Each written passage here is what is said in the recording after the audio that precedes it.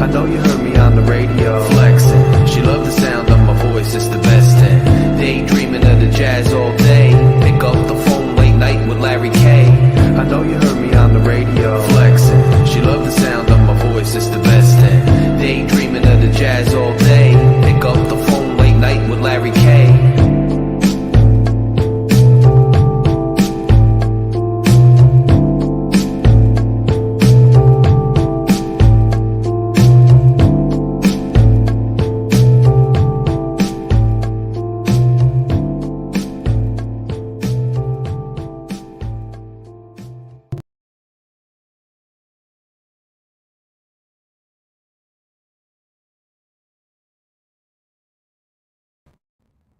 Fury fam, I'm sorry for the technical difficulties there. StreamYard wants to act up. We are here. I'm dressed in black. Why am I dressed in black, you might ask? Well, I'm dressed in black because I'm mourning the end of another Dolphins season. I'm mourning the end of the hope that we had back in November when we were 8-3 and we looked like we were setting the world on fire. I'm mourning the end of all of that. We are finding ourselves back here once again, talking about next season. Talking about what could have been, talking about what could have been had, talking about what we could have been and the dreams that may have been fulfilled, which are now going unfulfilled in Dolphins land once again. And I did a little post-game reaction video. I got some pushback because people are mad. Like, how do you like Skyler so much, but you hate Tua? What's this guy's problem? This, that, the other thing. Look, we started the year 8-3. Everything looked great. But the fact is that McDaniel, his tricks to make Tua look good, stumbled down the stretch. We rolled with Skyler. Skyler's a rookie, late-round pick quarterback. There's only so many things that Skyler's going to do for you, folks. It doesn't mean he didn't play his heart out. It doesn't mean he doesn't have promise for the future. But if you thought Skyler was coming in and lighting it on fire, you know, in some epic fantasy land situation, it wasn't going to happen. You go to the end of this game. Look, I'm happy we made this game competitive. Don't get me wrong. Don't get it twisted. I'm happy we made this game competitive. And the Miami Dolphins gave us something to root for and something to watch today. And that's more than you could have hoped. You know, a couple days ago, I thought this was going to be a blowout. I think most of us did. But nonetheless, the Miami Dolphins gave us something to root for today. And you gotta be happy with that effort that we gave today. But McDaniel, at the end of that game, and really throughout the entirety of the game, late getting the play call in. I don't understand how he's constantly and always late to get the play call in. And at the end of that game, you see it's 4th and 1. McDaniel, line up and do a quarterback sneak, line up and run an I formation play right to the middle of the field, get the first down. What are you playing around for? You let the clock wind all the way down. And then not only does he let the clock wind all the way down, but the play he called was terrible. He's running a shotgun run. A shotgun run on 4th and 1. What are you doing? It wasn't going to work anyway. He's lucky the Bills called timeout once again. They shot themselves in their foot. And he called timeout. The Bills bailed us out a few times. Not only with the turnovers, but they bailed us out with bad timeouts and things like that. But then he gets so deep in the clock. We were deep in the clock almost every play of every drive, to the point that every play I thought we were going to get a delay of game penalty. And that isn't new to this game. This has been happening the entire season. The entire season, he's been getting these penalties. The entire season. And Wheelchair Man John, what's good, my bro? Guys, if you haven't done so yet, hit the subscribe button, hit the like button. Let's get some more people in here. We're going to do a post-mortem. We're talking about the Dolphins season. We're going to talk a little bit about Adam Schefter's report from earlier in the day. We're going to talk about how this game went. We're going to talk about how this season went. We're going to spend a little bit of time, not going to be on here too long, but we're going to spend a little bit of time discussing the Miami Dolphins. Hit that like button. Hit that subscribe button. If you haven't, it's right underneath me. Hit that subscribe button. Super Chat is open. We are having a post-mortem therapy session for a little bit tonight because another Dolphin season has ended. And listen, it's easy to get caught up in the moral victories. It's easy to get caught up in, well, they play better than we thought. It's easy to get caught up in all of those things. But at the end of the day, there's no time for moral victories with this team. Mike McDaniel was brought in to take this team to the next level. Teron Armstead, Tyreek Hill, Wilson, Mostert, these guys were brought in to take us to the next level, not to sit stagnantly at the level we were currently at. There are no moral victories in this league. There are no moral victories when you're not on the front end of a rebuild. This isn't the beginning of a rebuild. This is knee deep in the rebuild. You could change the coach, that's fine. This is year 4 of Chris Greer's rebuild. He's in charge of this thing. He decided to switch coaches with Magoo. That's fine. This is year 4 of a rebuild. This is not the beginning. You don't get moral victories. Ending the year at 9-9, as Cliff points out. Thank you, Cliff. Ending the year at 9-9 with a playoff loss in the first round once again. We barely sneak in the playoffs as a wild card. Lakers all day. What's good? That's a failure.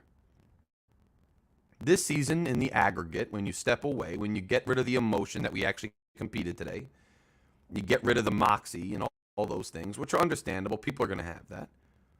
When you get out of that, you got to step back and look at this season and acknowledge that this season was a failure.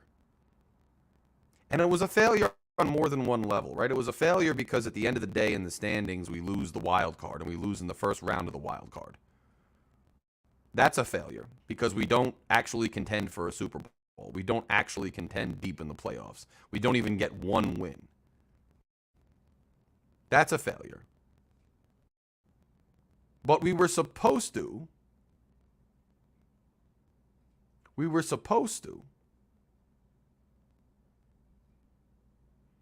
see what Tua was about. We were supposed to see what Tua was about. We were supposed to have an answer as to whether he's the franchise quarterback who can be a generational talent and lead us to championships, which is the ultimate goal. The goal isn't to have somebody who could steward us from one year to the next year being mediocre.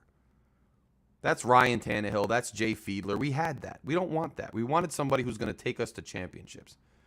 Can Tua get us there? Or, conversely, does Tua have too many limitations and does he struggle enough late in the season that he won't? We wanted to get an answer. We would have succeeded if we found out Tua was the guy. And we would have succeeded if we found out Tua wasn't the guy, because then at least we know what direction we have to go next year, because we have a window. We have great weapons on offense. We've got a defense that when it gets healthier and we plug a couple holes can be good. You saw what the defense could do today. When that defense is on and they're bringing pressure and they're being aggressive, when that defense is causing turnovers and capitalizing on the other team's mistakes, that defense can play up to potential. That defense can win games. And they aren't even healthy right now. We wanted to find out what our quarterback situation was going into next year. And we didn't find that out, so that is a failure.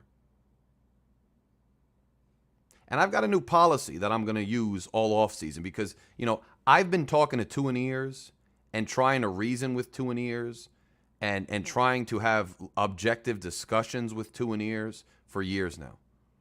And I gave olive branches. If you go to midseason when Tua was having good games, I acknowledged that he was playing well. I didn't doubt the kid. I said, this kid is balling out. I said, this kid is showing us what we want to see. This kid is showing us what we want to see. This kid is keeping receipts. This kid is putting things on his back, and this kid is making a difference. That's what I said. Because that's what he was doing at the time. To the point that people who are known as Tua haters, or those who are not fond of Tua or still had their doubts, started calling me a flip-flopper. They started calling me out that I was, being wishy-washy, that I wasn't sticking to a common message. But when Tua failed down the stretch in December, I called it out for what it was, and it's 3 years in a row where he fails down the stretch in December. And when Tua and McDaniel's offense was exposed and their limitations were brought to the forefront because defenses shut down what they were doing well, I rightfully called out that this guy's limitations may not make him a Super Bowl contender. Now, I could have been proven right when I said that if Tua had played the rest of the year and not made the playoffs or struggled against the Bills and we lost. Or I could have been proven wrong if Tua balled out against the Jets and the Pats, got us into the playoffs, and played well against the Bills. But here's the thing. We were robbed this year of finding out one way or the other. We were robbed.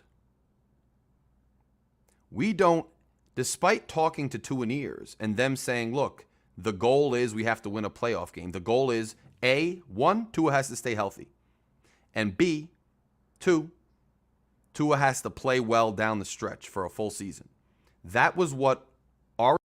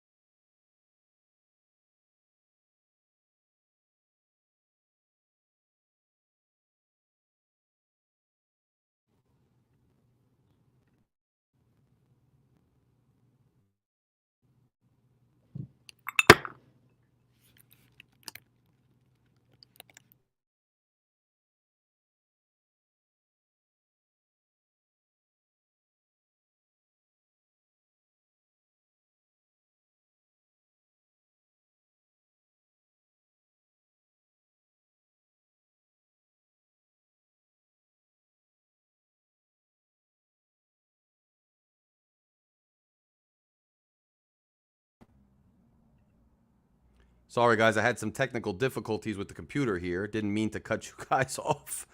That's how the season went. I'm trying to get my light working again now, too, but we're in a little bit of a problem here. There we go. There we go. Hopefully it doesn't cut on us. And again, Paul, thank you for the super chat, my brother. Thank you for the love. We try to do our best here on Phin Addict Fury to try to get the, to try to just vibe with each other and get through the pain and talk some sense. He says, what's up, Fury? I feel that we need a proven coach and a franchise QB. Plus, Ross promised us a franchise QB and a winning team. Yes. Yes, and here's the thing. Here's the point I was making before my computer so rudely cut me off. And if it happens again, don't worry, I will be back. I'm not trying to dip out on you guys like that. Sorry about that. Thank you again, Paul, for the super chat, for the donation. Listen. That's the problem. He promised us a franchise QB. And here's what sucks about Tuaneers. We agreed that 1, Tua had to stay healthy for a whole year. 2, Tua had to succeed down the stretch and play good ball down the stretch. We agreed on that. We agreed on those things. But now, Tua wound up with a concussion. Let me tell you something. He wound up with a concussion in Green Bay, the second half of Green Bay. Now, thank you, Cliff. Now,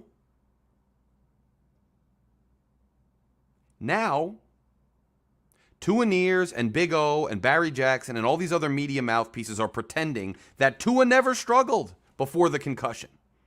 There's an illusion. They're pretending that Tua was so great. He was great against San Francisco, great against the Chargers. He was wonderful the second half against the Texans. He was good the first time against the Patriots. He was good against the Steelers. He was so great until he got a concussion in the second half against the Packers. And all we have to do is just get him healthy. And if Tua stays healthy, then we're going to be the best team because he's going to ball out and be a franchise QB. There's no questions about him playing in the cold, even though he sucked in 40-degree weather in Miami. There's no questions about him being limited, even though when San Francisco and LA brought certain defenses and looks at him, he struggled and was pathetically bad. And Paul, that's just not accurate. That's not accurate. But that's what happens. And I've been telling people to watch the narratives. And Paul, thank you again for the super chat. Narratives start to become the truth if you don't have enough people challenging the narratives. Then people just start to believe that that's the common knowledge, that's the common sense, that's the truth.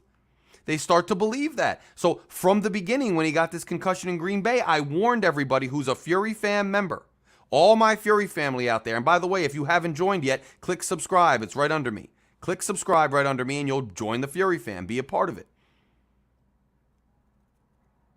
I warned everybody when he got the concussion that they were going to try to create a new truth. A new truth, which was that Tua was good until he got a concussion. Tua was good until he got a concussion. That is a fake lie, but it is becoming an accepted truth because the narrative is not being challenged enough. I will challenge the narrative. He had 5 wins. Then he sucked against San Francisco. He sucked against the Chargers. He sucked in the second half against the Texans when his left tackle went out. He couldn't play. They had to pull him. He was not great against Green Bay. He was not good against the Steelers. He was not good the first game against the Patriots. He didn't have a concussion until the second half against Green Bay. So he wasn't great until he got a concussion. He was already struggling. He didn't win a game. Once we hit that road stretch in San Francisco, once we hit December, he was not good. Then he got the concussion several games later after still not being good. The bottom line is we don't have an answer now. So all the two-and-ears out there are going to pretend that it's just the injury. And so those people, the two-and-ears, they're not worth having a discussion with. Two-and-ears are not worth debating with because they're dishonest. They said at the beginning of the year he had to stay healthy and he had to be good down the stretch. He was not good down the stretch and he could not stay healthy, yet now they're reneging. They're going back on their word. They're going back on their bargain. Now they're moving the goalposts. Now they want to pretend that if he comes back, it's going to be all good. And why do I even bring this up? Why do I even bring this up? And JV, spot on, JV. Extensions of the organization. They've been pushing this narrative since he got the concussion. Big O started to admit that he wasn't playing well until he got the concussion. Big O flipped and started pushing the fake narrative that it was just the injury. Why do I bring all this up? Because this morning, before the game this morning, you think the Dolphins do things by accident? I've been telling you that too. You think the messaging is by accident? You think they say things by accident? You think they leak media stories by accident? This morning, right before the game, Adam Schefter comes out with a report saying Tua is QB1 next year. Tua's QB1 next year, so don't expect any changes. They did that on purpose.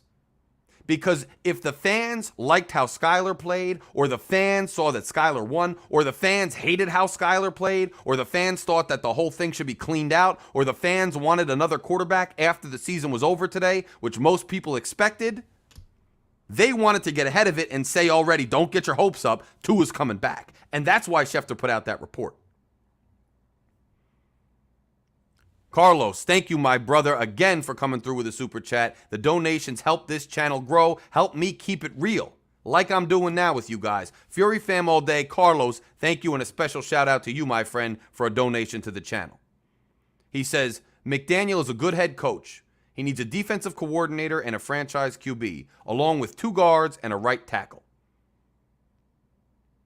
Carlos, I'll tell you this. I was unsure about McDaniel going into today, and he still has to learn. McDaniel has a lot of learning to do. This tight end out route on 3rd and 4th down every time, that doesn't work. He needs to do something different. And getting the plays in, he needs to do something different. His game management needs to do something different. But Carlos, let me tell you something. I saw a team today that played hard for a head coach. I saw a head coach today that got the most out of his offense and his defense and his special teams. I saw a head coach today that was getting mad on the sidelines for once in this season. I saw a head coach who almost won a playoff game despite having a reshuffled O-line, a 3rd-string rookie quarterback, and a banged-up defense. For that reason, despite what he has to learn, I agree with you, Carlos. I think he deserves another year. I also agree with you. We probably need to shake up the defensive coordinator position. We need a new not because Boyer's the worst thing in the world, not because he wasn't dealing with injuries, he was. But we still need another guy to come in here and just shake it up a little bit. Just bring a new vision, maybe bring some of his own guys, maybe cut some of the dead weight, maybe reshuffle some things. We need that. We need that. So I agree with you, Carlos. We need that. 2 guards and a right tackle, I agree too. I like Shell. I think Shell will come back, bring in another tackle. You could even bring a guy who could do left or right in case Armstead gets hurt again, because he ain't going to do a full season. He's good when he's in there, but he can't put a full season together, Armstead. So you need another tackle who can fill in when needed. And you need a guard. But the O-line wasn't the problem this year either. Although Tua fans will tell you that the O-line is absolutely terrible because they hate the O-line is pathetic, so Tua needs an O-line because Tua needs everything. The O-line was okay. They weren't great. They were banged up a lot of the season. True. We can patch up the O-line to an extent. But they're not nearly as bad as they used to be. And I agree with that too, Zonk. Zonk says we need less of a player's coach. McDaniel needs to adapt and learn. He needs to be a little more tough. He needs to be a little more disciplined. He needs to change some things. I think he can learn. He's a smart guy. He did his dissertation. Did his thesis at Yale. He's a smart guy. I think he can learn. I don't think he's great. I'll give you grades for postseason in a video later this week. I don't think it was amazing, but he deserves a chance next year, especially the way they played today. And then you see a guy like Skyler, man. Look, Skyler didn't play great. Skyler didn't set the world on fire like people wanted him to. Some people think Skyler is the next Josh Allen, the next Peyton Manning. I don't see that right now. I don't see that. But I see a guy who's got a good, sturdy frame, who looks around the field, who tries to make plays happen. I see a guy who today threw a ton of great passes. A ton of great passes today.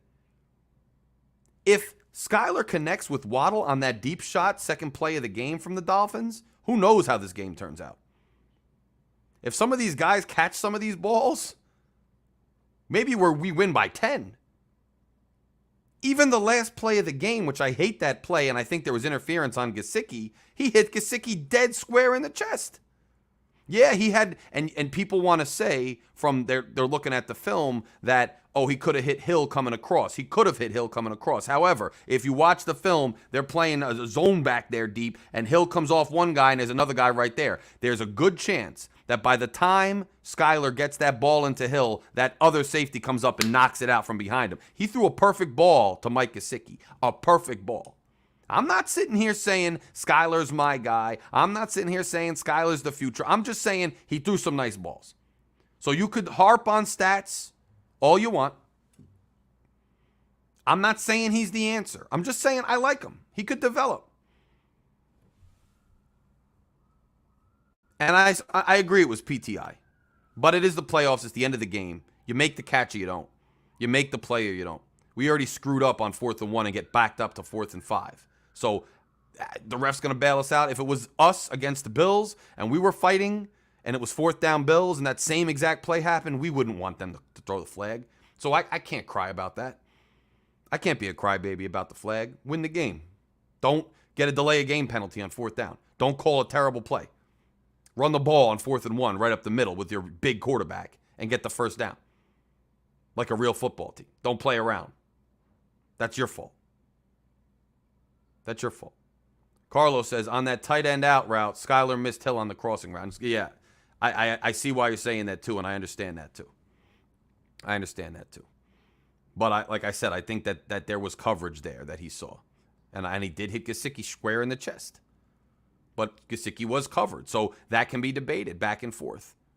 And I see, Scott, I agree with you. Scott Jackson says the safety was baiting him. I agree with that. And again, Carlos, thank you for another donation to the channel. You are carrying this channel the last couple times, Carlos. I really appreciate that donation a lot. It means a lot when you guys throw down for the cause here because we're going through it together. And I'm on here trying to keep it real because so many media figures won't. And these dudes are making livings off their channels. They're making bank off their channels. They spend all day doing it. They're connected with the organization. And what do you get for it for watching them? And even I watch them. We all get shoveled nonsense. We all get lied to. We all get manipulated. That's what you get when you turn on a Big O or somebody else. Great content. Great at what he does. Gets way more super chat donations, way more advertising revenue. I don't get any. I get advertising some couple cents from YouTube. These guys have sponsors. And they're still feeding you nonsense. I'm doing this out of the goodness of my heart. I'm doing it. So, Carlos, you're appreciated for just throwing every cent counts. So thank you. But here's the sad and real truth, guys. And this isn't me trying to be pessimistic. This isn't me trying to take away from your fandom. This isn't me trying to get you down. This is just me being a real fan. And I know people's definition of a fan varies. I know that. Some people think a fan's supposed to always be rah, rah, go team and nothing else. Some people's definition of a fan is this guy right here. Yeah, go Fins. Whatever you do. That's their definition of a real fan. Just Fins. Well, that's not my definition. We're grown men fans. We've been rooting for this team for 30, 40 years, 20 years, whatever. This is an organization full of millionaires and billionaires. Rich adults. Many of them our elders. We don't owe them some nonsense pimple-faced fandom where we just go along with whatever they say. We can be rational and objective fans and talk sense about the team that we care about and we love, and we could keep it real. And let me tell you something, there's plenty of players in that locker room, plenty of coaches inside that organization, and plenty of coaches around the league that understand that too. If we think it, some of them think it. They might not all agree, just like we don't all agree. But if we think it, some of them think it. So it's okay to talk straight up and objectively about the state of the franchise. So my definition of a real fan is keeping it real. And so I'm telling you this to keep it real. The Miami Dolphins are going to run this thing back next year. Don't let people tell you, just like they did with Watson. And I never thought Watson was coming, but I thought it would be a decent addition. I was pulling for it. You can go back. But I didn't think it would happen. I always suspected Ross would screw it up. He did. Don't let anybody out there on any other channel start getting your hopes up with all these other possibilities of all these other quarterbacks. Don't let this clickbait media stuff get your hopes up with all these other possibilities. That Schefter report today and everything else that we've seen and the fact of how Ross does things and the way that McDaniel kissed Ross's butt at the end of the Jets game and every other indicator and every other past experience we have that would be indicative of future experience with Stephen Ross, with this franchise, with Mr. Magoo, leads me to believe that a rational assessment of this franchise is they're going to run this thing back. McDaniel, Tua, and whoever. They're probably going to replace the defensive coordinator. You may see a few assistant coach changes. You may see a few changes in the assistant coaching ranks, and you may see most likely a new defensive coordinator. That news probably come out by tomorrow. Hopefully we get a good, solid defensive coordinator. Hopefully somebody with legitimate experience. Maybe defensive coordinator experience, head coaching experience, a Vic Fangio, somebody like that. But we're running this thing back. My only thing is, when you actually look at Tua's actual performance over 3 years now,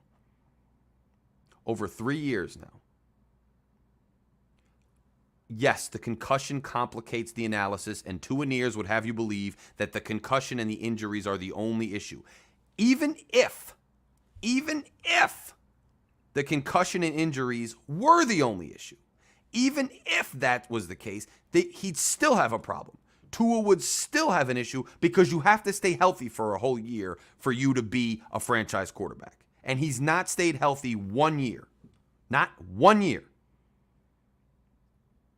Even if that were the only issue, you'd need to seriously wonder if he's a franchise quarterback. But that's not the only issue, despite what they want you to believe. He also struggles late in the season against elite defenses that take the middle of the field away from him and confuse him when he's making reads. He also does that. The reason I bring this up is not just to sit here all day and just bash Tua. I'm not trying to bash the young man. What I'm saying is you got a kid like Skylar who showed some actual fortitude, who showed some durability, who showed he could play. And you got guys out there on the open market that you can get, like a Gardner Minshew, who you can bring in. And here's why I say that. Here's why I say that. And Bleezy, what's good too? What's good, my bro? It's good. Bleez, good to see you, Holmes. Here's why I say that. Because there's no reason whatsoever that this franchise should just be running it back next year without any legitimate competition. There's no reason. You do not have to. There is no legitimate reason why the franchise would have to anoint Tua QB1. Anoint Tua QB1 without any legitimate competition. What do we have to lose? Answer me this, Tuaneers. What do we have to lose, Tuaneers, by having Tua compete with Skylar and a third guy like a Minshew or somebody? What do we have to lose if it's a fair, legitimate, even competition to see who becomes the starter? If you're so convinced that Tua is so great, then you should be open to that. There should be no argument. There should be no discussion, right? If you're sure that he's the best, then you should welcome the competition. If he's sure that he's the best, he should welcome the competition. If McDaniel's sure that Tua is the best, he should welcome the competition. If Mr. Magoo and his blind, thick glasses and big ears is so convinced that Tua is the answer, then he should welcome the competition. Let's have a competition. Open it up. Let's have a competition. Paul M. says, Paul, thank you for the channel donation, my man. Really appreciate it. As I said, this is what's keeping me going. I don't have big sponsors or anything else. You guys are donating. Love you for that. Thank you so much, Paul, for that donation. Paul says, if we run it back like you say, and even make the playoffs again next year with the same result as today, does Tyreek try to leave? See, Paul, not only did you drop a donation to the channel, but you dropped a great conversation topic. I love it. Thank you so much for this, my brother. I say yes. This Tyreek Hill is an elite talent. Tyreek Hill is an elite player in this league. And not only that, but Tyreek Hill is a leader. He's a leader in this league. He's not going to stick around for patent and blatant mediocrity in perpetuity for the rest of his career. He's not going to do that. If they go with, let me tell you something. If the Miami Dolphins stick with Tua as QB1 next year and they don't bring in any legitimate competition and they don't even try to have competition or give anybody else a chance, and Tua either gets hurt again and is out most of the season and we wind up barely making the playoffs or not making the playoffs again, or Tua struggles down the stretch again, or struggles overall because defense has already figured he and McDaniel's scheme out, no self-respecting player is going to want to stick with this franchise because they are then showing their pure, unadulterated incompetence. You have to at least try to make it fair. You cannot go into next year with Tua as QB1 with the fake narrative that he just has to stay healthy, he was amazing, and expect us to buy it. But I think they're going to do that. Paul, thank you again for the donation. Carlos, again back at it. Thank you again, sir.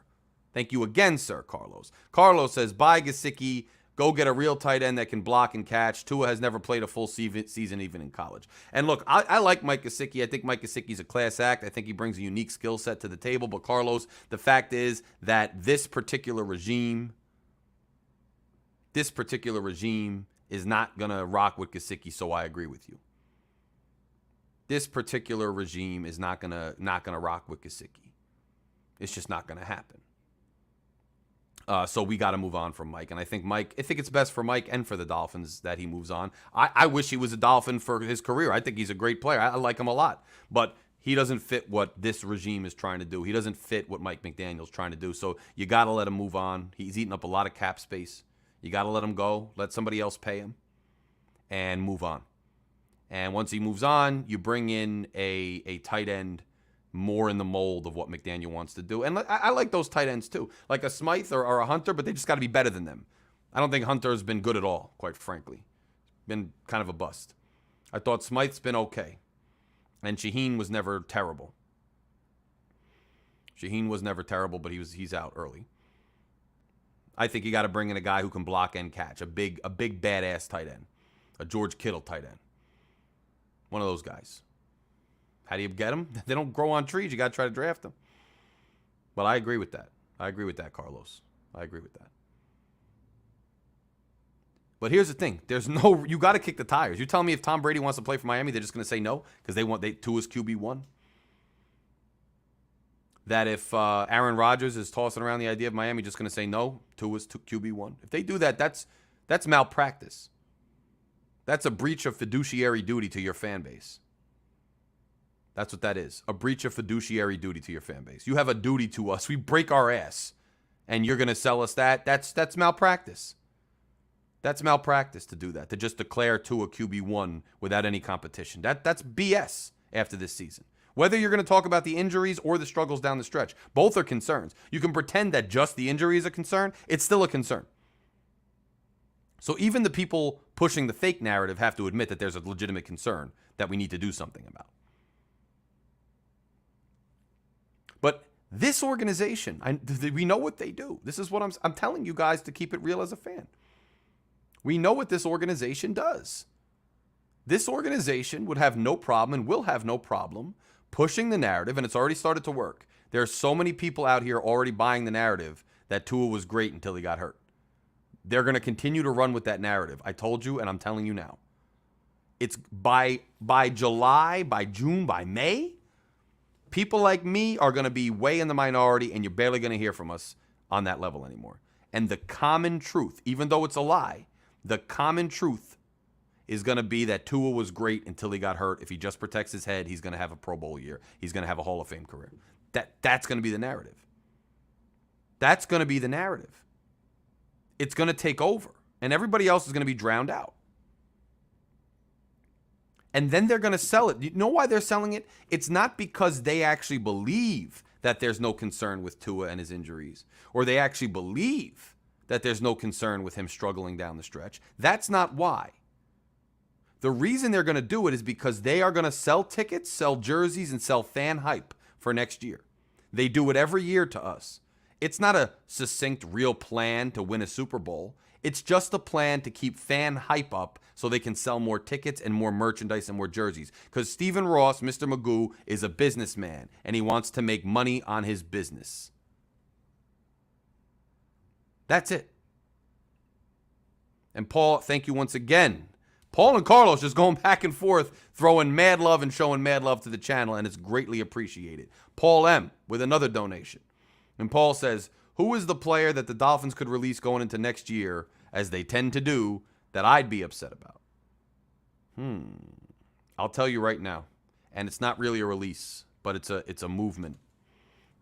And it would depend on the player they got back. But I've heard this so much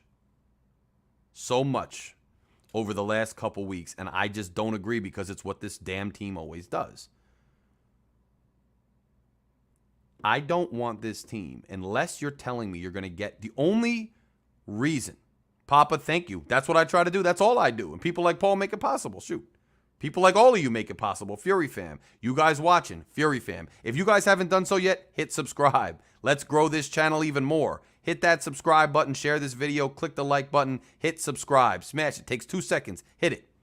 Let's grow this channel. Let's get to 1,400 subscribers today. Let's get to 1,400 subscribers on a rough day for us. And Brent, you taking the words right out of my mouth, brother. Right out of my mouth. Unless they move Christian Wilkins for a franchise quarterback who is an established franchise quarterback, i.e. a Lamar Jackson, I don't want them to move Christian Wilkins. That's who would piss me off the most, to answer your question, Paul. That's who it would be, Paul. And I'll tell you why. I know that there's a lot of people out there saying, well, we can get high value. We can get a first-round draft pick. We can get a first-round draft pick. And, Joe, I appreciate that, bro. I'll take you up on that. Just grab a drink at Chateau or something. But, we can get a first-round draft pick for Christian Wilkins. So what? So what? You have a Christian Wilkins. You have a premier defensive lineman in the NFL. You have one of the better defensive players in the NFL in Christian Wilkins. you have one of the better beasts, as S. Brent puts it, in the NFL. Why would you trade him for a draft pick? Your draft pick may wind up being him, or he may wind up not being him. So you're trading in a winning lottery ticket for another lottery ticket when you already won. Good teams can't keep trading away their best players just because they have high value. We can't always, every time we hit on a draft pick and he's great, we trade him. Can't do it. And there you go, Cliff. Cliff says no one's giving a first for Wilkins. That's even more my point. If no one's giving a first, then we definitely ain't moving him. What the hell are you going to do with a second round draft pick for Wilkins? You don't need that. Bleezy, thank you, my brother, man. Bleezy has been coming through since this was a 40 subscriber channel. Bleezy's been just out here living. Out there in Florida, West Florida, just grilling steaks, talking, just being the man. Just being the man, basically. Bleezy's just that dude. I really appreciate that donation, Bleezy. Thank you so much, sir. Thank you so much, sir. Appreciate it, Bleez. Glad to see you in here tonight, too, my brother. Glad to see you in here tonight. I know it's been a rough second half of the season. Earlier in the season, man, we were having a blast. Bleezy was up here. We were all up here on LG shaking the panel. We were going crazy. We were wilding. We were having fun. And now it's a little tougher in Dolphin land, man. So it's good to see you, though, my brother. It's good to have you at this post-mortem therapy session, my bro. I told you, I'm in black and gray. I'm in mourning. It's the end of another season. It's the end of another season. And it's all good, Bleez. Bleez, it's all good, my bro. Don't worry. I even miss stuff sometimes, but we'll see you soon. I'm excited. I know you're around, Bleezy. I know. And Pam says, Larry, we traded away our best players over and over. Other teams build a dynasty with their great players. Exactly. You can't just keep saying, oh, this guy is high value, so it's time to move him. Why? Trade a guy for more picks, strike on a pick, trade him for another pick. When are we going to have a guy who's a perennial Super Bowl contender who goes to the Hall of Fame for the Dolphins? We haven't had one, a Hall of Famer, first ballot Hall of Famer since Jason Taylor. And he didn't even get us near the Super Bowl because the rest of the team was a problem. You can't give away your best player. So that's to answer your question, Paul. That's who. I don't want to see Christian Wilkins go anywhere. And I'm sick of hearing about it, quite frankly. Unless you're giving me a proven franchise quarterback in return, I don't want to hear it. I don't want to talk about it. I want nothing to do with it. Period. Period. Yeah, and Minka Fitzpatrick's another great pick. Traded him away for a first. What do we get for that? Austin Jackson, Tua Tagovailoa, and Noah Igbenogany? Was it worth it? Think about it. You had a premier left tackle. You had a premier safety. And I know he demanded the trade. I understand. But I'm just saying, still look at it. Look at the returns. You got a scrub tackle who's probably going to be gone next year. A scrub corner who's probably going to be gone next year. Neither of whom ever made an impact on this team, ever. And you got a quarterback who's a serviceable starter in the league, but you used the number 5 pick on him because you thought he was going to be a franchise quarterback, and he's not looking like he is right now, whether it's injuries or whether it's struggles or whether it's both.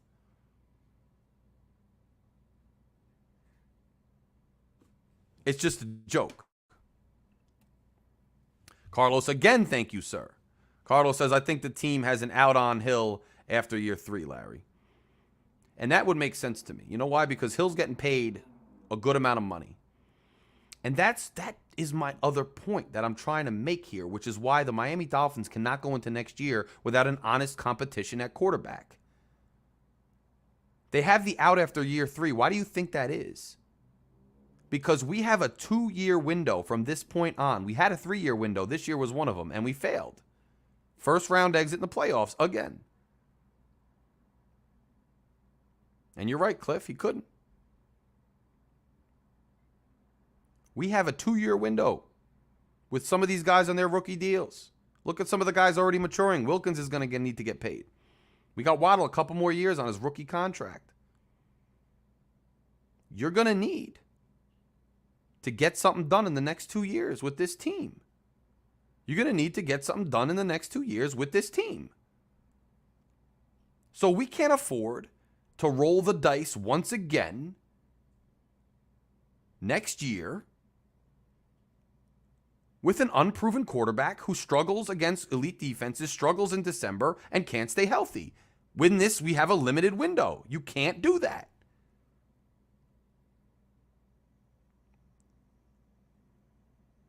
And yeah, Two Pistols says it, man. Paul M is making it rain. You just making it rain in this space tonight. You just making it straight up rain, Paul, and I appreciate it. I appreciate it because I'm trying to keep it real with you. I appreciate the love, my brother. I appreciate it, Paul. Paul says, I just hate the tendency for the Finns to release these great players over the years and get SHIT for it. Worried they do the same to a Mozart or Waddle like they did with Jay Ajayi. And you know what, Paul? I agree with you. I'm sick of it too. Because this franchise thrives on mediocrity, and I'm sick of that. We can take all the moral victories we want today. We can do moral victory laps around the world because we did what people didn't think we could. We were supposed to lose by 13, and instead we barely lose by 4 or 3. We lose by 3. That's such an accomplishment. No, it's not. It's the same mediocrity. And your point is right, Paul. When we trade away our best players, when we trade away our premier players, when we move on from high-end talent guys, but we sell the farm for mediocre guys, that's how the franchise stays where it is. And look at it. Look at the New York Giants right now. The New York Giants, and remember, I'm a Jersey guy. The Giants play right down the street from me. I can get to the Giants hitchhiking. I could walk to Giants Stadium. They're beating the Minnesota Vikings. The New York Giants are going to beat the Minnesota Vikings with Danny Dimes at quarterback. Danny Dimes. They beat them. The Vikings are out. The New York Giants advance. With Danny Dimes. You know why? Because the New York Giants went out and hired a good football coach, and they made the necessary changes when needed. The Miami Dolphins, when they went on their coaching search last year, they said, well, you have to accept Josh Boyer. You have to have Josh Boyer as your defensive coordinator. That's non-negotiable. Oh, and you have to have Tua Tagovailoa as your starting quarterback. And you have to support Tua Tagovailoa. You have to be nice to Tua Tagovailoa. And you have to do a propaganda machine for Tua Tagovailoa. And when they made that job announcement, that's like when they put a job announcement out there on monster.com or something, and you look at the qualifications, and they disqualify you right from jump. You're like, I can't even apply for this. They disqualify me from jump. I'm not doing this. I can't do that. So the only guy they could even get to take the job was Mike McDaniel. Because he's a first-time head coach. He's not getting any opportunities anywhere else. So he's the only guy they could get to interview. He's the only guy they could get to take the job. Then when he takes the job, as Pam says, then they tie his hands. Tua's your guy. You promote Tua. You be kind to Tua. You run an offense that only works for Tua. You don't adapt the offense too much or give other guys a shot. You don't bench Tua. You stick with him. You tell the world he's amazing. And you keep Boyer. Meanwhile, the Giants went out and got Daboll, and look what he's doing. He's beating the Minnesota Vikings, the Giants, who last year were helpless, who this area talks more about the Jets than the Giants because the Jets are more a New York City team. And the New York Giants are going. They got a playoff win. You know why? You know why the Dolphins never get playoff wins and the New York Giants have another playoff win? You know why? You know why? Because the New York Giants are a well-run organization. They're a well-run organization. It starts with the top, with the Maras. They've won Super Bowls in my lifetime, multiple. They won a playoff game already with this coach because they found the right coach. They didn't tie his hands. They're run better. We have Magoo, who's more concerned about Tua's feelings and tying everybody's hands than anything. This is a coach who fired Brian Flores because he wasn't nice enough to Tua. because he dared to say maybe Tua's not the guy. Because he wanted to move on from Tua, he was fired. This coach caters to Tua, who thus far, aside from a couple games, if you take his whole career as a whole in the NFL, has been a mediocre NFL quarterback. And they ship out guys like Tunsil and Minka and guys like that. And that's why we're mediocre. Lakers all day dope. Thank you for the donation, my friend. I believe you actually were the first donation ever on this channel. Thank you for the donation. Lakers says, we had a good football coach in Flores, but we got McDonald's as a head coach. And I'm not even trying to, this is the thing that people don't understand about me. I'm just trying to have a legitimate conversation. I'm not trying to bash McDaniel. I'm not trying to bash Tua. I'm not out to just be a hater. I'm not out to just be mean. I'm not out to just be a jerk. But the truth is the truth.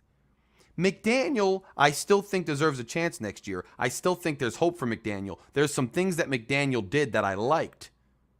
But at the same time, that 4th and 1 problem, that play call was terrible. Getting the delay of game was terrible. His cutesy out routes on 3rd downs were terrible. He's had some issues. He catered an offense specifically and only to Tua that didn't work for everybody. And you didn't really see him change that offense until the last 2 weeks with Skyler. And look what happened when he changed it. We won a game against the Jets against a tough defense, which wasn't pretty. Let's not act like Skyler set the world on fire. He didn't. But then we competed with the Bills again with Skyler because he let him throw other things. It wasn't just that Tua offense. And this is what happens. Thank you again, Lakers, for the donation. S. Brent, thank you, my brother, for the donation. The love is coming in, and I love it because we're fighting through a bad day, yet the love is coming in. Yet the love is coming into this channel. And S. Brent says, great channel, Larry. Keep up the good work. Hashtag fins up. Brent, thank you, my brother. Keep tuning in. Stay with Fury fam for all the latest updates and all the content. We will get through this together. And I'm telling you, I've told every Dolphins fan since I started this channel. When the Dolphins finally do win the championship, I believe it will happen one day. I don't know with this owner. I don't know with this iteration of the team. I don't know with this GM. I don't know with this quarterback. But I know one day, someday, the Dolphins will win. And when they do, we will all celebrate on this channel and beyond. I look forward to that day celebrating with all of you. We will get there. So S. Brent, thank you for the love. Thank you for joining me. And we'll get to the promised land one day, I promise. Just stay with us in the meantime. We're going to do it together, bro. We're going to keep having these good conversations. And I obviously appreciate your contributions and conversations. If you guys haven't done so, we got 50 people watching right now. Hit the subscribe button. Hit that subscribe button if you have not yet. Let's get to 1,400 subscribers today. 50 people in here. I know somebody didn't subscribe yet. Hit subscribe. Please hit subscribe. Join Fury fam. We are in here spitting knowledge. Paul M., thank you again for another donation, my brother. Paul M. says, I really appreciate your honest commentary. Do you think the Fins have a chance as long as Ross is still the owner? That's a loaded question and a very good question. Here's my honest take on Ross being the owner and us having a chance. I think if Ross gets the heck out of his own way, I think that Ross is capable. I think when he first hired Greer, right? And I've been saying this too. Lucas, what's up? When Ross first hired Greer, I think he had the right idea for once since he owned it. I don't think he ever had the right idea before then. I don't think he's had the right idea after then. He basically said, Paul, that he was going to hire somebody to handle all of the football side of things and let Greer hire and fire head coaches, draft who he wants. Just the whole football operation would go to Chris Greer. The entire football operation would go to Chris Greer. But he reneged on that because I see with Deshaun Watson, for instance, whether you wanted Deshaun Watson or you didn't, or you thought he'd be a good addition or you didn't, that's up to you. I'm not going to get into the weeds on the opinion. But I didn't like that it came down to Stephen Ross to make the final decision as to whether or not we got Watson. Ross said it was going to be Greer's team to sink or swim. He should have let Greer make the decision. If Greer wanted Watson, he should have been allowed to get him. If Greer did not want Watson, he shouldn't have gotten him. Whatever. The fact that Ross decided bothers me. Then the fact that Ross was tampering with Tom Brady and Sean Payton, trying to get Flores in on it, which wasn't Greer's moving and shaking, it was Ross's moving and shaking. That hurt because it showed he still wasn't allowing Greer to handle the football side of things. Then when they went on this coaching search for McDaniel, and McDaniel is the epitome, the exact caricature epitome of a Ross hire, I was certain that Ross wasn't sticking to his word and staying out of it. So to answer your question, Paul, I think Ross is capable of succeeding if he hires a football guy and then stays the absolute hell out of everything football. But if Ross is going to be involved in football decisions, then no, I don't think we will ever succeed with Ross as owner, because Ross is not a football mind. Ross is not a football mind. So even if he means well, he always screws it up because he doesn't know the game well enough. He doesn't know the industry well enough. And so I don't think he can stay out of his own way because he hasn't yet. But is he capable? Like, can it possibly happen? Yes, he can do it. He can hire a guy and then get the hell out of his way. Will he? I have my doubts. I have my doubts. Carlos again with another donation. Thank you again, sir. Carlos says, Flores, good head coach, interesting 3 OC in 3 years. Yeah. Like, so we can talk all day about Flores being a good coach or whatever, and he had his good spots. Flores had his bad spots. Flores, the way he ran that offense, bringing in those random offensive coordinators, the tandem of 3, was stupid. And you see the Patriots did it this year too, and that was stupid. So maybe that's more the Patriot way nonsense. I don't know, but it wasn't good.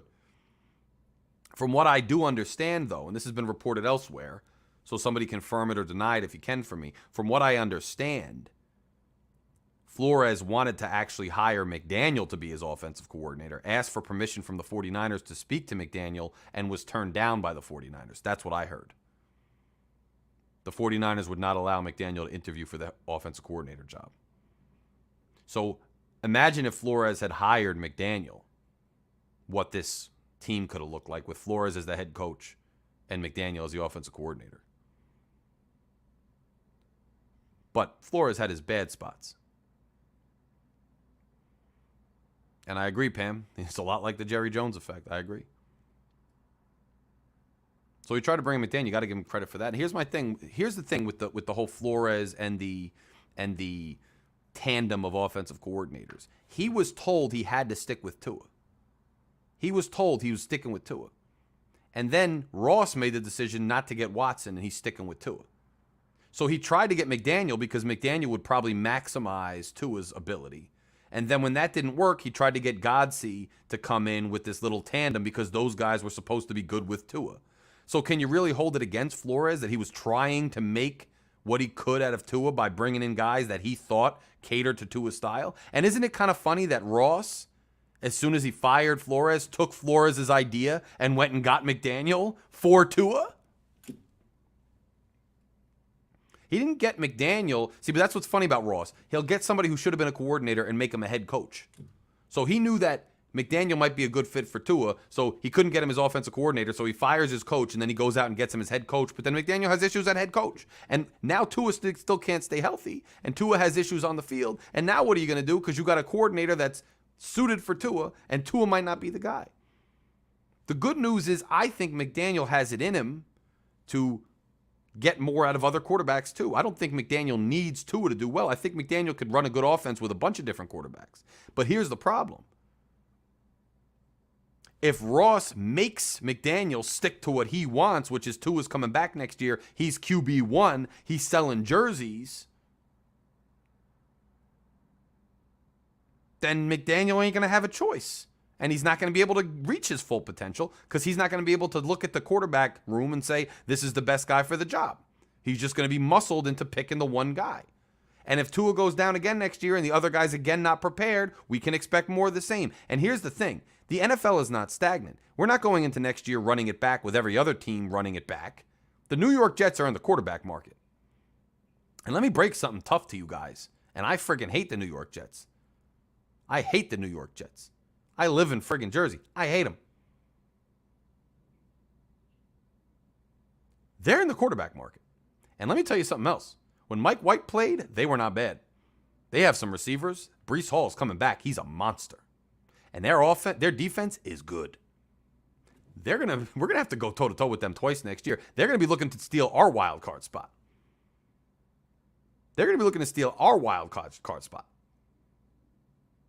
I got news for you. No one else is waiting for us to get the best out of our players. They're making moves. So we better get ahead of that curve. We can't just kick it stagnantly and think it's going to work. And two pistols, to answer your question with the offseason, I'm not going to probably keep the same schedule, but I'm going to have plenty of content out during the offseason. We're going to talk about the draft, other things. I'm going to take some time off. I'm not going to be as consistent initially. Take a little time off after the season, but I'm going to come back. And then, if you guys don't know yet, Shake Money announced already on the last LG Shaking the Panel. Shake Money is going to be on this channel with a brand new show too. And Shake's going to be interviewing various Dolphins fans about their experiences as Miami Dolphins fans throughout their life, moments they remember, how it influenced them, how they became fans. It's going to be a whole series that's going to be brought to you exclusively by Phin Addict Fury's channel. I will produce it, and Shake Money's going to have his own show on this channel too that will run in the offseason. So we are still going to have content this offseason. Do not worry. You will still get Dolphins content from me on this channel during the offseason and leading up to the season, and we will keep this thing going. And if you haven't done so yet, 53 people in here, hit subscribe if you can. It's much appreciated, and it helps grow the channel. Let's hit 1,400. Let's do it. Lakers all day again with the donation. Thank you again, my brother. He says, Larry, did you hear Mike McDaniels in his interview today? Said he had to convince people that Tua was a good quarterback. And see, this is where we're going, right? This whole McDaniel thing, this is what bothers me so much about this organization.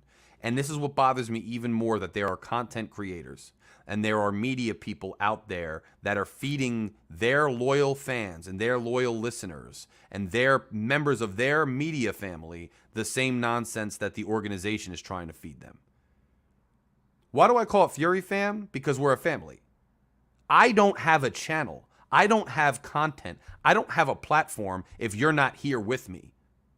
If you're not listening, if you're not commenting, if you're not having conversations, if you don't make a community happen, every channel is a community.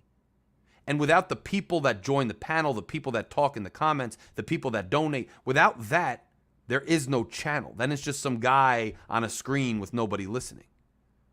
The channel is interactive. It's two ways. So people who lie to you, just like the organization, piss me off. That's why I'm always on these tirades. And here's the thing about what Lakers said. This organization is not just interested in finding a good football coach who can win. This organization is interested in pageantry. This organization is interested in glitz and glamour and facades and veneers. So McDaniel has not only been hired to be a head coach, he's been hired to be this part of this, play this role and this image and this fake act about how he's writing, like it's a script you write. Like, I helped Tua get out of this. I had to convince everybody he's a good quarterback. He and I watch MacGruber together. He's so funny. He calls me in the middle of the night. It's this whole soap opera because Tuaneers love it. Tuaneers eat this stuff up. A lot of Tuaneers are not even Dolphins fans. They're just Tua fans. So they love anything Tua. They eat up anything Tua. They buy jerseys. They buy tickets. They participate. They are anything Tua they're into. It's not about the Dolphins. Ross has gotten himself a sideshow, a soap opera. And McDaniel, Lakers, to your point, saying that, still today, he's going to keep on that. I drew a mixtape of 700 plays, and I did this because people eat up the Tua storyline. And McDaniel plays into the storyline. And the Miami Dolphins organization is still trying to eat off this storyline. And they're still trying to feed you this storyline instead of just doing the best thing for the football team and having an open competition or keeping their eyes open for whoever is the best, most suitable quarterback next year and the best, most suitable offense. They're just trying to spin this storyline because it's making them money. And also, to your point, Lakers, I think it's very telling that while the fans voted overwhelmingly for Tua to make the Pro Bowl, coaches and players had a concerted effort to vote against him in the Pro Bowl because he's the first alternate. He's all, despite being a by and large, far and away, the choice of the fans, the coaches and players that actually play with Tua said, no, not Tua, down. I think it's telling. And here's the thing. I'm not trying to bash him again as a person. And I think he can be suitable. And let's face it, we are running it back with Tua next year, most likely. And if we don't, I get any indication that we're not, I will come on and tell you guys, hey, I was wrong. We're actually going to open it up, and I'll be happy if I'm wrong. I'm not trying to knock him. We're going to roll with him. I'm going to root for him. I'm going to root for Tua. I hope Tua proves me wrong once again. I hope Tua comes out and lights it up once again. I hope he stays healthy. I hope he destroys everybody. I hope he's amazing. I hope he becomes a Hall of Famer. I hope Tua winds up better than Dan Marino. I truly, honestly, earnestly hope Tua winds up the best quarterback of all time. Because I'm a Dolphins fan, and I'm going to root for my Dolphins and anybody affiliated with them to succeed. But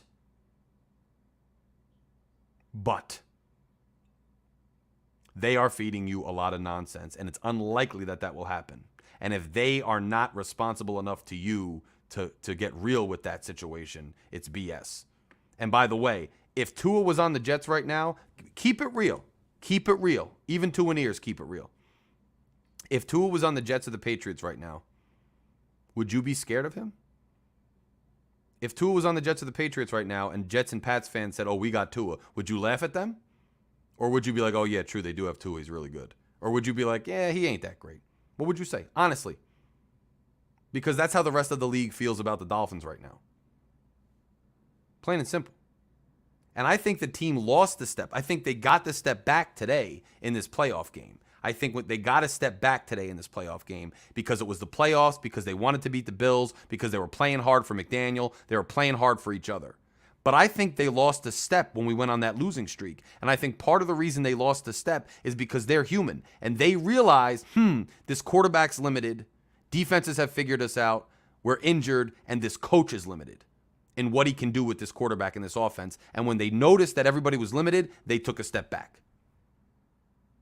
It infiltrated their psyche. And you didn't see them bounce back and have a good psyche and be competitive again until today. And there's a reason for that. It's because they saw the limitations, just like everybody else does.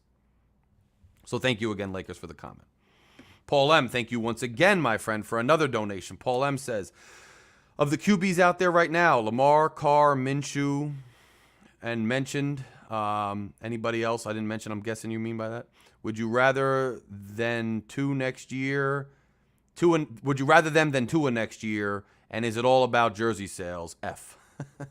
I think, I don't think it's only about jersey sales, but I think that Stephen Ross is a businessman who looks at every angle of his business model. And for that reason, part of it is winning and part of it is jersey sales. Yeah. So if he thinks by benching Tua or not giving him the upper hand in a quarterback competition, if he thinks that Minshew, for instance, might be a little bit of a better quarterback marginally, or Skyler might be, but jersey sales are going to plummet, and our engagement from a certain contingent of the fan base that's not really Dolphins fans but is exclusively Tua fans is going to evaporate. If he's sure that the other guy's going to win us a Super Bowl, he'll say, screw you, Tua, sorry. But if the other guy's only marginally better, I think he goes with Tua for the jersey sales, yeah. Because I think that's the kind of guy he is. He's a businessman first. He's a revenue generator first. He wants to win. He's not like somebody who doesn't want to win. He cares about winning. He wants to win. But his analysis encompasses everything, not just winning. And that's the truth. And I told you, I've been in his buildings here on the west side, Hudson Yards and these other buildings. They're very nice, but they always get the headline.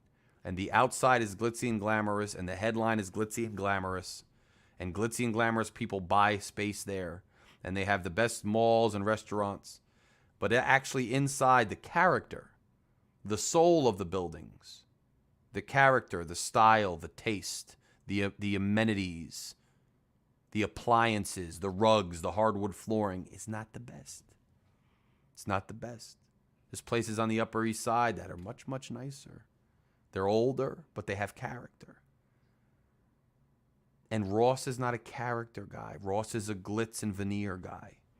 He's made his living that way. He's made his fortune that way. He's done very well.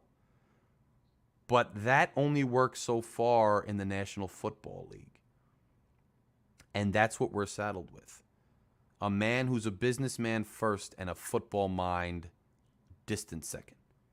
And he's not even a football mind, but I mean as far as priorities.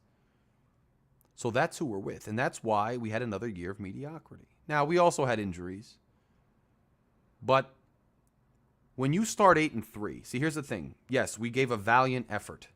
We gave a valiant effort in a wild card playoff game on the road in Buffalo as the last seed in, the 7th seed. That's true. But we should have never been there. We should have been winning the AFC East and playing a home game. Or we should have been going against a team that was more, not as tough as the Bills. Not that the Bills were great today, because they weren't. But we should have been going up against a different team. We should have had a more advantageous game. Because we were 8-3. And we can talk all day about injuries, and that's part of it. And we can talk all day about bad breaks, and that's part of it. It happens to everybody. Bad calls, everything. But when you're 8-3 in the middle of an NFL season, and you fail to win a single game until the very last game of the year and then lose the wild card game, part of the reason that you didn't succeed down the stretch was because of your quarterback and your offensive propensities and your offensive production. So you may be turning on the channel and say, why is this damn guy in his stupid pocket square and dumb, glasses talking on and on about Tua and the quarterback situation when we had a game today? The reason is that the whole season on the aggregate is being looked at now because the season's over. And the reason we were in the position we were today has something to do with the quarterback and offensive production of the head coach and quarterback. And you can't just delete the whole December of games, nor can you delete the 3-game losing streak where Tua was out the first time and McDaniel failed to adapt properly to kind of get the most out of it. Granted, again, bad breaks. Skylar got hurt, Teddy got hurt. So that's why, you can't just be definitive. Anybody who's always definitive is a fool. Like Tua and Ears saying, well, you don't know anything about football, you're uneducated if you don't like Tua. That's foolish because you're making a definitive statement. If I were to sit here and make a definitive statement that McDaniel absolutely sucks, Tua absolutely sucks, that would be foolish. Because they could prove me wrong. They could be other factors at play. So I will not make a definitive statement. But on the other hand, you're a fool if you don't ever use deductive reasoning to make a general assertion or prediction. And I'd be a fool if I ignored all the evidence before me and all of the things we've seen and just pie in the sky started making things up because it sounded fun or it sounded happy or it sounded hopeful. So you have to look at the fact that when we started playing upper echelon competition and when defenses started to figure out Tua's propensities and tendencies, Tua and this coach struggled. And you cannot ignore that Tua hasn't stayed healthy for a full season. And you cannot ignore that those things had something to do with this season being a failure ultimately. So you can't be too definitive and say he's never going to get good, he sucks. And on the other hand, you can't not use deductive reason. You can't not use what's right in front of you to analyze and not make certain assertions and assumptions. It works two ways. And real fans, objective people will know that. You want to be one of those happy fans, happy-go-lucky people, You want to be one of these guys? You want to be that guy? You want to be him? Then go ahead and just believe whatever it is that makes you happy and makes you happy about the offseason and gives you encouragement. That's your right. I'm not going to tell you how to be a fan. But this channel's for more the rational type. That's just what it is. And look, so to that point. So to that point about rationality and being real, right? To that point. And no sweat, what's good? And thank you for that compliment, my brother. Thank you for that. And thank you for the respect. We're trying. We're trying out here. The guys played a valiant effort. And I think we all, let's face it, as fans too, all the BS aside, all the analysis aside, all that cerebral stuff aside, it was fun to see the team go out and fight. They gave us a fun Sunday. They gave us an entertaining, fun Sunday. And it was fun to see them go out and fight. And I respect the players on the field and the coach for what they did today in giving us a game to watch. It doesn't negate the failures, but I respect what they did.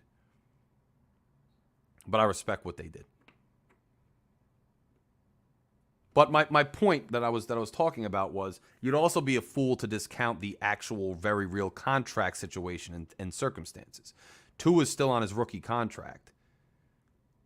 You're not going to trade him because it's not like everybody's lining up to take him, number one. Number two, what kind of return are you going to get? Number three, who's going to fill in for him? You're not at the point where you have to make a decision on the option yet. You got one more year. So you're stupid not to bring him back unless you get a huge, a Lamar Jackson. You have to move him because he's not going to play second fiddle to a long-term franchise guy. Or unless you get somebody where there's just not enough room for the two of them, like a big name.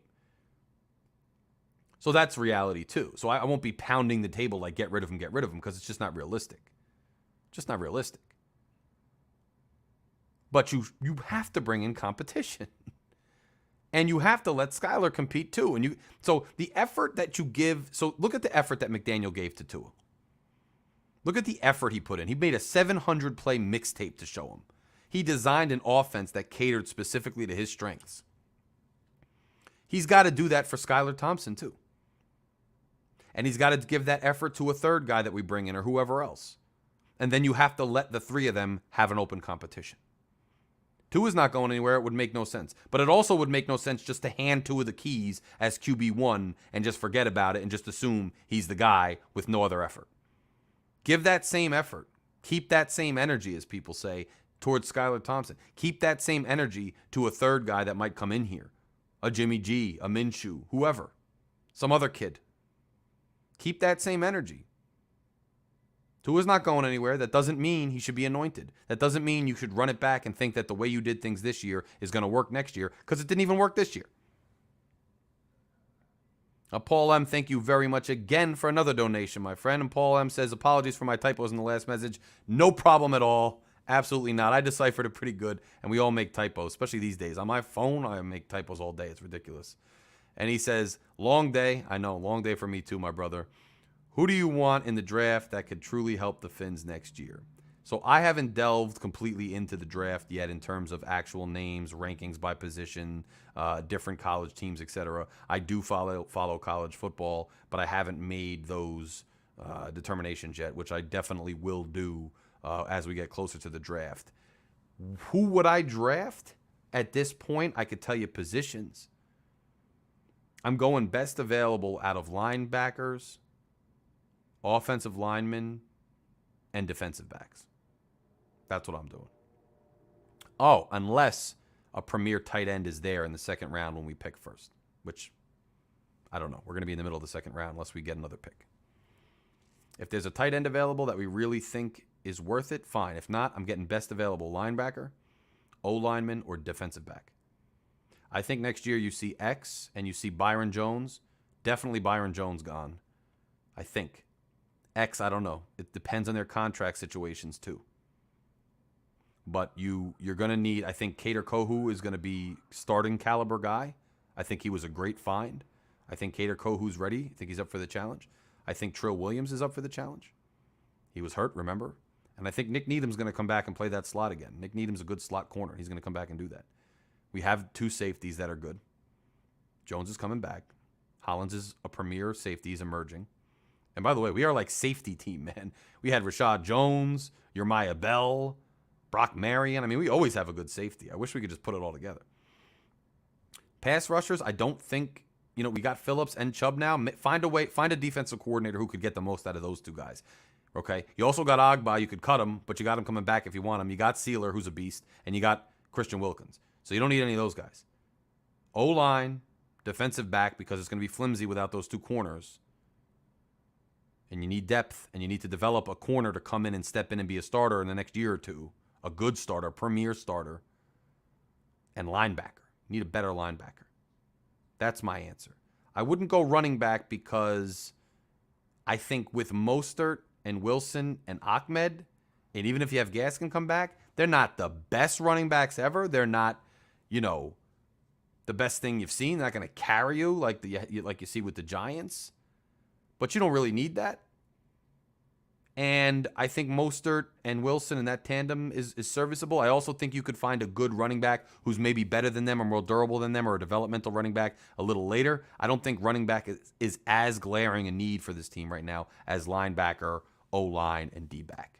So that's to answer that. But I'll give you more specific names when I delve into it. And No Sweat Sports just decides to throw down a donation. Thank you so much, No Sweat, for the props, for the conversation, for the love, and for the donation. It's much, much, much appreciated on the channel. And you are always chiming in and kind of, making Larry K and Fury fam feel loved, so that's much appreciated. 50 people in here. Hit that subscribe button. It's right there. If you're listening, just click subscribe. It's right there. Subscribe. Hit it. Let's get to 1,400. It's right under you. It's right there. It's right there. It's easy to hit. Right there. Just hit it right now. Right now while I'm waiting. Just hit subscribe. If you haven't subscribed yet, hit subscribe. Tell a friend to hit subscribe. Hit the like button if you haven't hit the like button yet.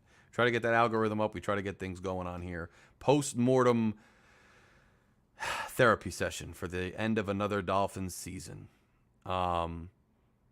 And we are going to come back next year and do it. But next year, I think, is going to be another iteration of this. So it can go two ways, guys.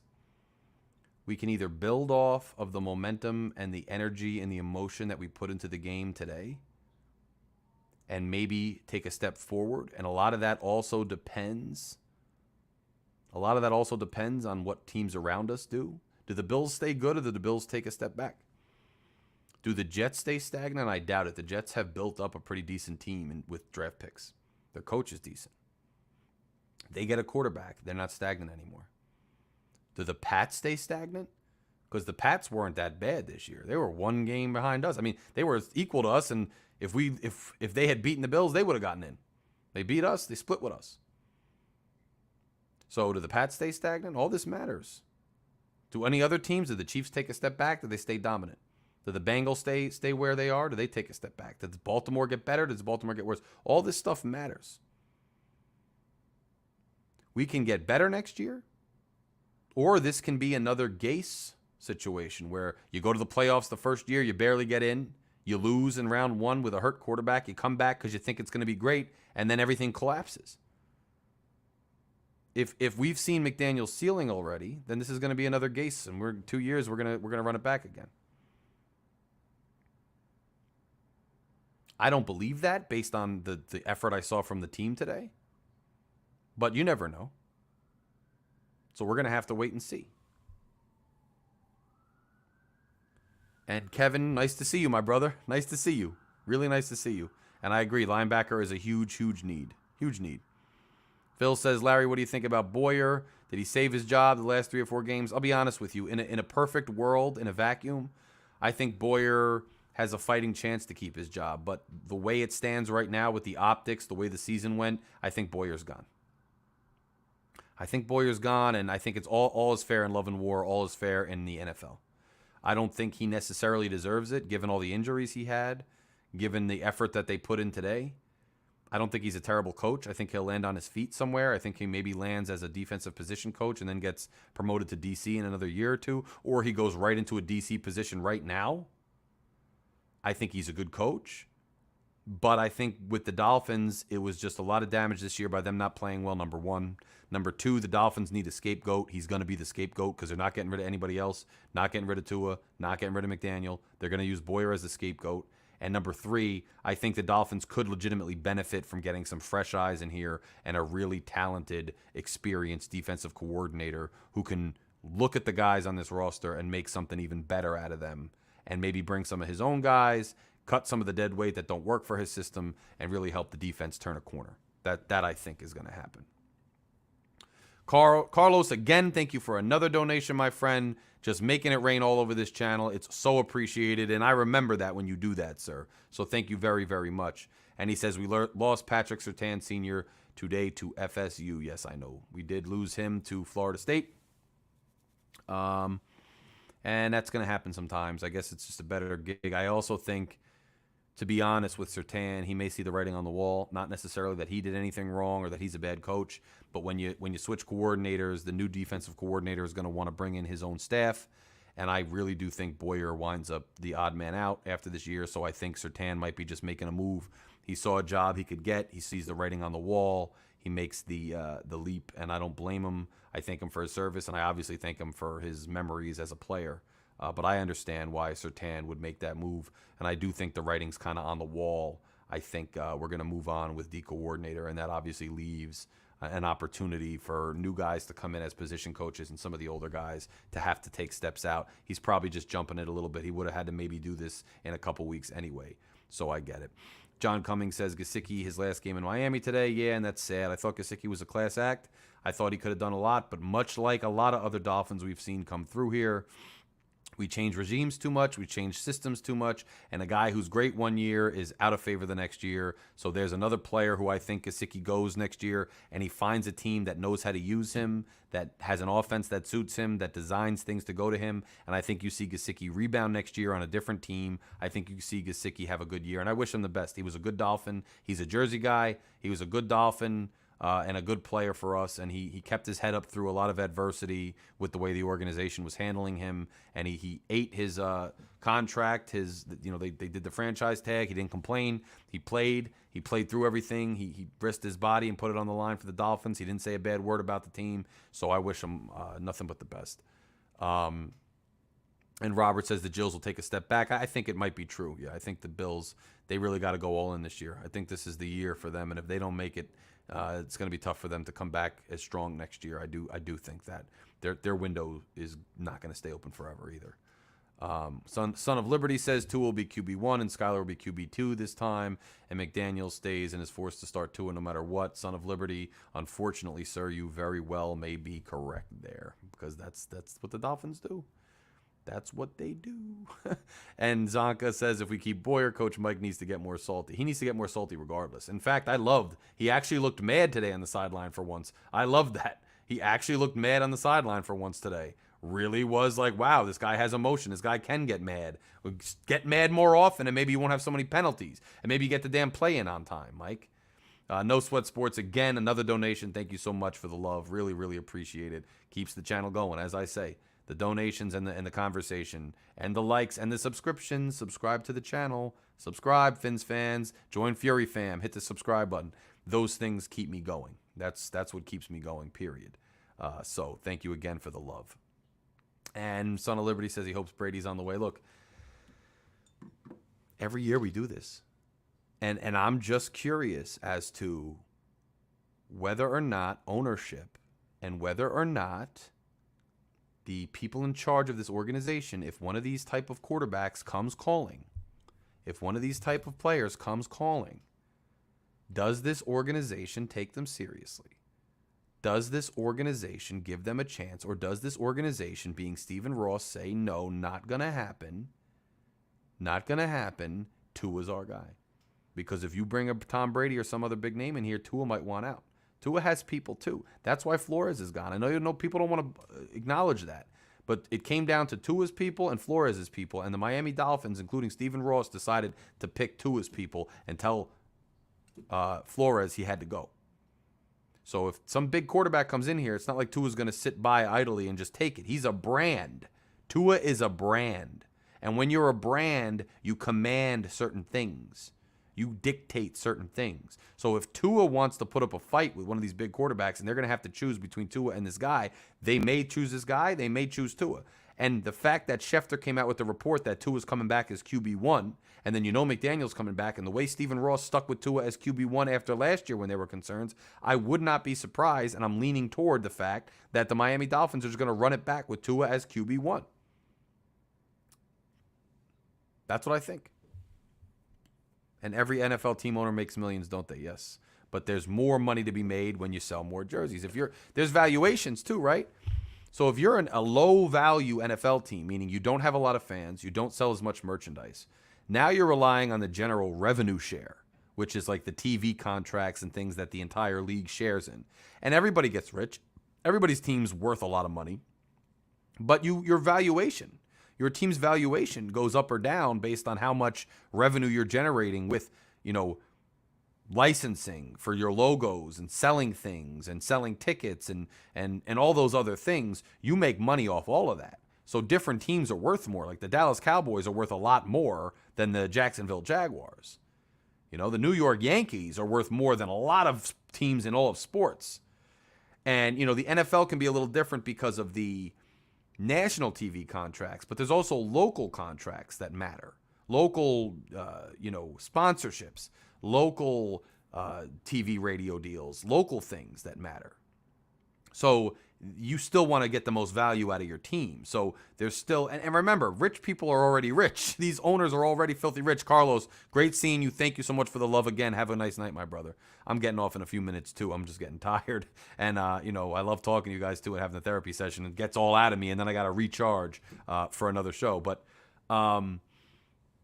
They don't need the money per se, but it becomes a competition, right? It becomes, I want my team to be valued higher than yours. I want more revenue than your team. And I want a commercial with this player because of this. Or I sell more tickets. Or South Florida radio stations give me more spots. Or I get more buzz if this player plays. That still matters, even though they all make a ton of money. That still matters. All of that matters. And it matters to Ross, certainly. You have some NFL teams that are content to just float, making the bare minimum from the shared revenue and from whatever ticket sales they do. And those teams are usually mediocre, not very good teams. Then you have the teams that go all in. Their ticket to higher valuation is championships, and the owner takes it personally that he wants to win championships. That's how he measures himself. You have other owners who, of course, they want to win championships. I don't think there's any owner in the league that doesn't want to win. But it's a sliding scale. You have other owners who are just master businessmen, and the NFL team is only one of their many business endeavors. And so that's just one project they have, and they want to keep track of how they've increased its value. When you buy the team, you want to sell it at a higher price than you bought it. So you just want to increase revenue that way, or you just want to be selling more tickets, or you just want more buzz. Everybody has a different metric as to why they own a team and what they do with the team. And that's just how it is. And Cliff says the Dolphins are profitable if they don't have one fan attend a game. Same with all the teams. The fan revenue is gravy. Yes, very true. The TV revenue is king. TV revenue is king in all of sports these days. TV and licensing merchandise. That's where they make all their money. College sports, NFL teams, everything. Everything. And Google user says there is no way Tua will be a Dolphin next year. I don't agree. I think Tua is definitely a Dolphin next year. Could I be wrong? Of course I could be wrong. No one knows anything to a certainty. I don't have a crystal ball. But I'm pretty sure Tua is going to be a Dolphin next year. I don't see how you would think he's not. I'm pretty sure Tua is going to be a Dolphin next year. Pretty positive he's going to be a Dolphin, to be honest with you. John Cummings says, I love a healthy Tua, but the best ability truly is availability. I like a healthy Tua in 8 games this year. I don't like a healthy Tua when the defense is figuring him out and cutting off the middle of the field and he's throwing to a spot and he's a one-read quarterback who's having trouble finding his second and third options. We can't forget that it's not just availability. He also struggled when healthy too, down the stretch in December. Tua can be very good, and we've seen him be very good. He was very good in certain games this year. He was very good for long stretches this season. Very good. Very good. But he also struggled in December again. He struggled against elite competition again. He struggled when teams confused him because it's hard for him to see certain things on the field again. And lastly, he struggled with being available because he was injured. All of these things have to be taken into consideration. All of these things. Google user says it, and it's true. Didn't win a single game in December. Everybody forgets that. They just go right to Green Bay and pretend that he got a concussion, and that's when he started failing. No, he was losing long before his last concussion. He was losing long before his last concussion. That's just a fact.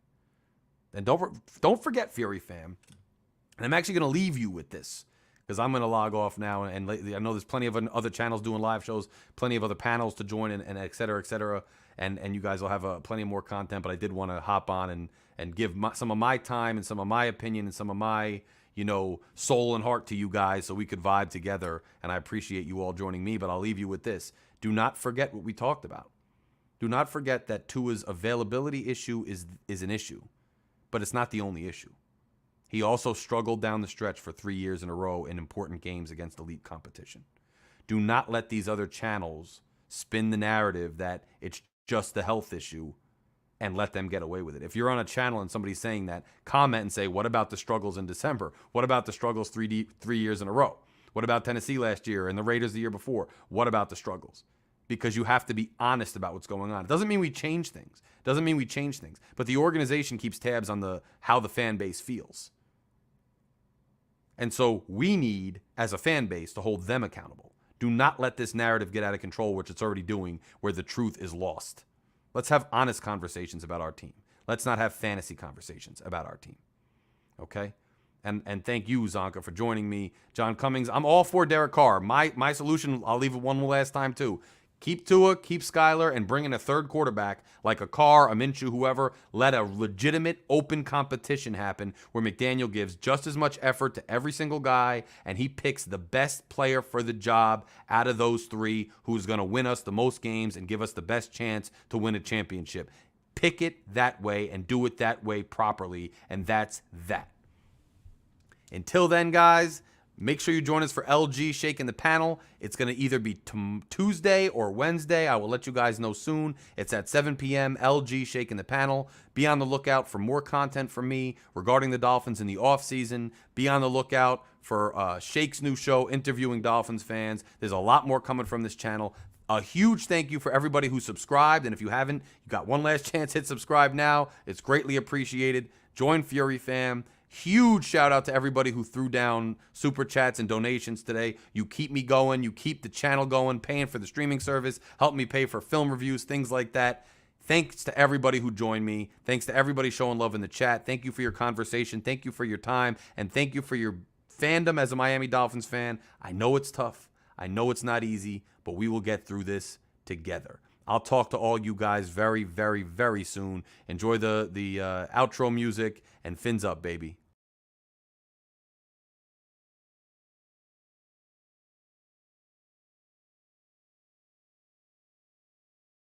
I know you heard me on the radio.